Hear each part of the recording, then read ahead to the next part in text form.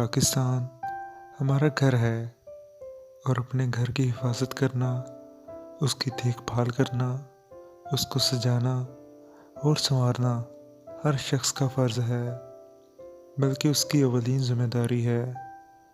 گھر کی حفاظت کا پورا انتظام کرنے کے بعد آدمی کتنے سکون سے رہتا ہے، اسے باہر سے آنے والے خطروں کی کوئی فکر نہیں ہوتی۔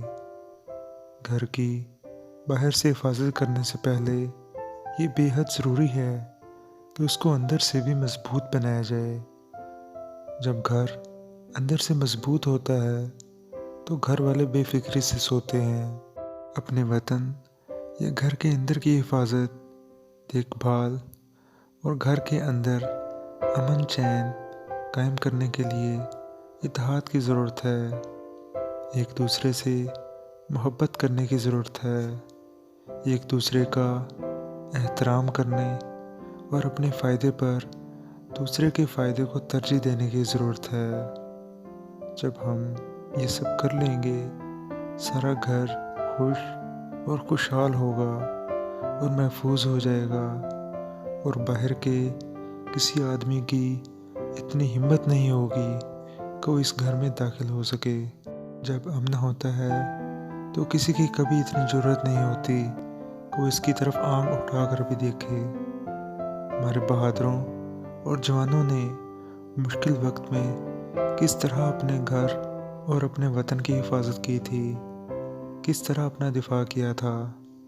ان کے سنہری کارنامے تاریخ میں سنہری حروف سے لکھے گئے ہیں، اور یہ ہمیشہ یاد دلاتے رہیں گے کہ وطن کی حفاظت کس طرح کی جاتی ہے۔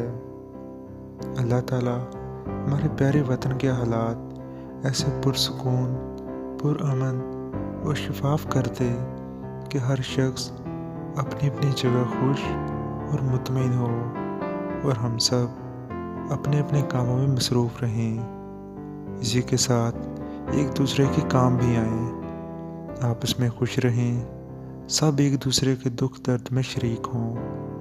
پاکستان بنانے کا مقصد ایسا ہی معاشرہ بنانا تھا، ایسا ہی معاشرہ میرے خوابوں کا معاشرہ ہے۔